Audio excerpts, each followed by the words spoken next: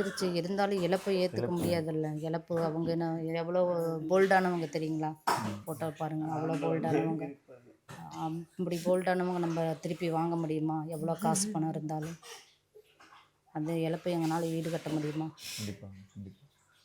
யாரெல்லாம் வந்திருக்காங்கன்ட்டு தெரிஞ்சுக்கலாமா? யாரெல்லாம் நேர்ல வந்து கட்சிக்காரங்க எல்லாம் வந்துட்டு போனாங்க. அதெல்லாம் எல்லாம் வந்துட்டு போயிட்டாங்க. ஆறுதல் வந்து சொல்லிட்டு போயிருக்காங்க. ம், ம். தமிழக அரசுலேருந்து 10,00,000 வந்தாங்க. அது வழங்கிட்டாங்களா? இது வழங்கிட்டாங்க. அதெல்லாம் விஜய் அவர்கள் வீடியோ காலில் பேசியிருந்தா நாங்கள் கேள்விப்பட்டோம். வந்து பேசுனாங்க, சிக்னல் கேட்கல பேசுனாங்க. இங்க வந்து சிக்னல் டவர் அவ்வளோக்கா இருக்காது.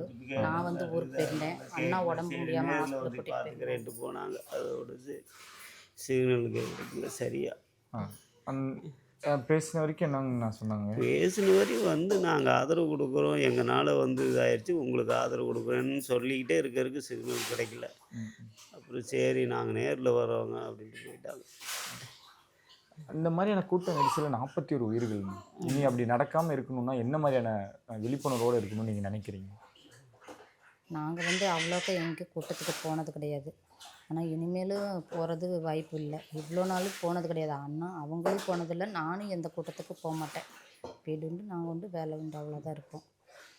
வேறு பக்கம் எந்த பக்கம் போனதில்லை. எல்லாத்துக்குமே இந்த இழப்பு 40 பேர்த்து குடும்பத்துக்கும் உயிர் தான்.